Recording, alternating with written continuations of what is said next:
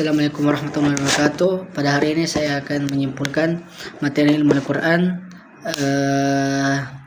Yang pertama yaitu materi tentang nuzul Al-Quran. Nuzul Al-Quran adalah waktu dan tempat diturunkannya Al-Quran.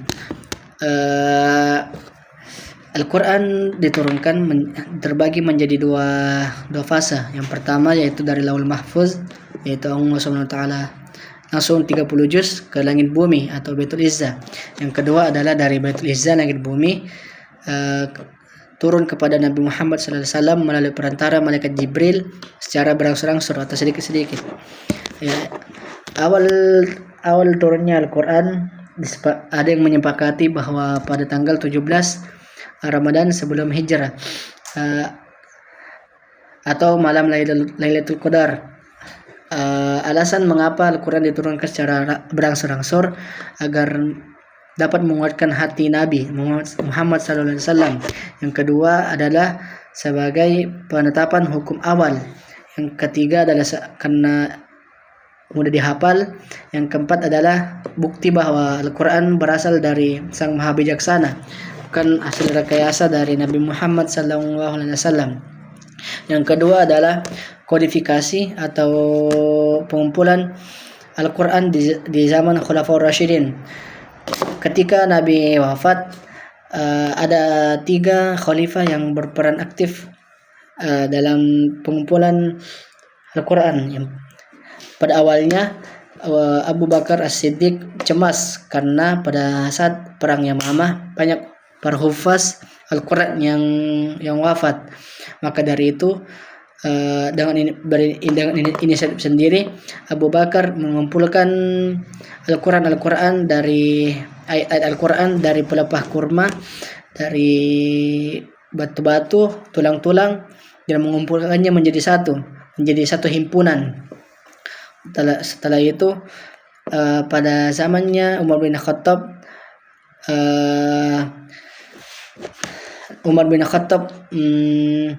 membagi 7 bacaan Al-Quran atau 7 dialek agar orang-orang dari yang non-Arab mudah untuk membacanya. Yang ketiga adalah masa Utsman bin Affan. Disinilah pertama kalinya Al-Quran itu dibukukan atau dimushafkan. Utsman bin Affan menunjuk 4 sahabatnya yang ahli di bidang Al-Quran untuk membentuknya dalam bentuk mushaf. Yang pertama yaitu Zaid bin Sabit, Ali bin Abi Thalib, Muayyah bin Abi Sufyan, dan Ubay bin Ka'ab. Yang ketiga adalah Asbabun Nuzul. Yang ketiga adalah surah Al-Makki dan Madani. Al-Makki adalah surah atau ayat yang diturunkan sebelum Nabi hijrah atau pada saat di Mekkah. Fungsi atau tujuan adanya surah ini atau ayat ini adalah sebagai penguat akidah, karena surah Al-Makkiyah diturunkan hanya untuk memperkuat akidah umat Islam. Ciri-cirinya yaitu dengan memakai istilah ya ayuhan nas atau semua manusia, yang itu menyeru kepada seluruh manusia. Kedua adalah surah atau ayat Al-Madani atau yang turun setelah Nabi hijrah ke Madinah. Dalam surah Al-Madani Allah lebih spesifik membahas tentang hukum-hukum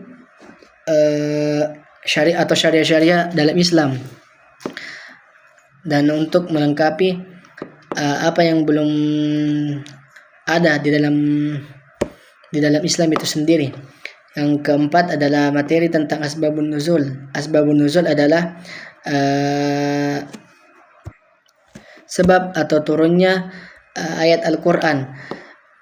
Mengapa Asbabun Nuzul ini ada? Agar umat tidak salah paham dalam menafsirkannya dan sebagai petunjuk bagi alam.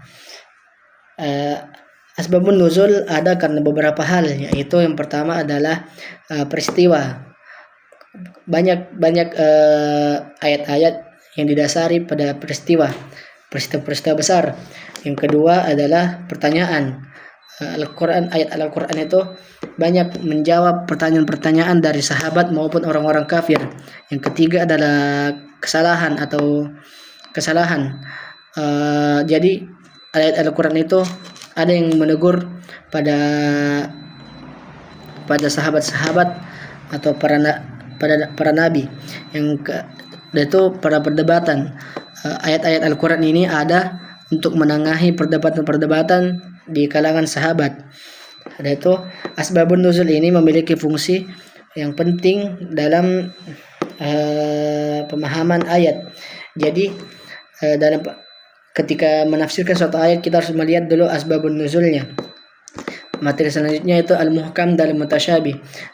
Al-muhkam yaitu artinya kokoh, kuat dan jelas. Yang artinya ayat yang secara langsung memiliki makna yang kuat atau kokoh sehingga tidak harus memiliki banyak penafsiran.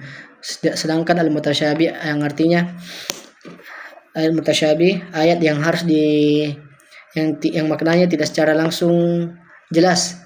Maka dari itu memiliki banyak sekali penafsiran. Yang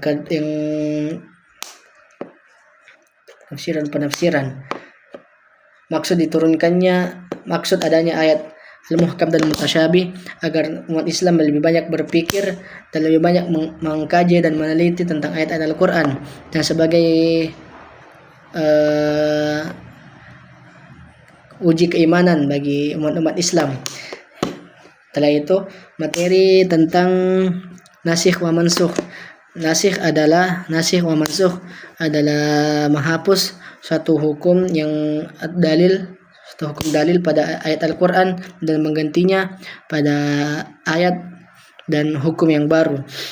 Mengapa ayat nasikh wa mansukh ini ada? Sebagai uji keimanan bagi umat Islam dan sebagai bukti bahwa Islam itu agama yang dinamis dan yang dihapus adalah hukum-hukum yang syar'i saja.